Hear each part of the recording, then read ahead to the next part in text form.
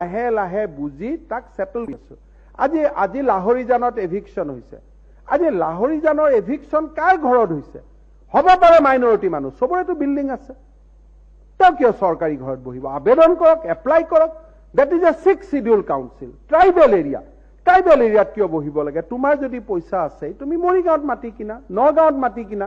কিন্তু জনজাতীয় লোকসকলৰ কাৰণে গোপীনাথ বৰদলৈ চিহ্নিত কৰি যোৱা জেগাখনত আমিওতো গৈ নবহো, মোৰোতো সাহস নাই বহা। যিটো কাম বৰা, কলিতা, দাসৰ কৰাৰ সাহস নাই, সেই কামটো ইছলাম আৰু ৰহমানৰো সাহস থাকিব নালাগে।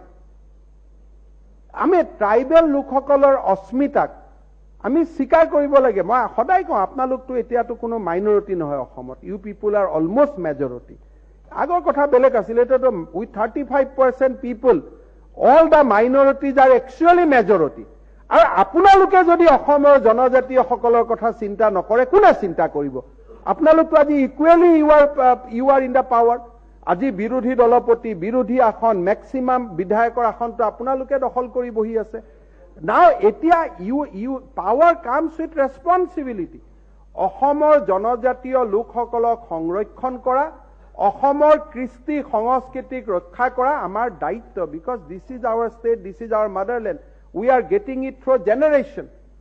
আজি যদি আপোনালোকৰ এজনো ইয়াত বহে আৰু আপোনালোকৰ যদি জনজাতীয় লোকৰ প্ৰতি মৰম নাথাকে, এইটো হ'ব নোৱাৰে নহয়।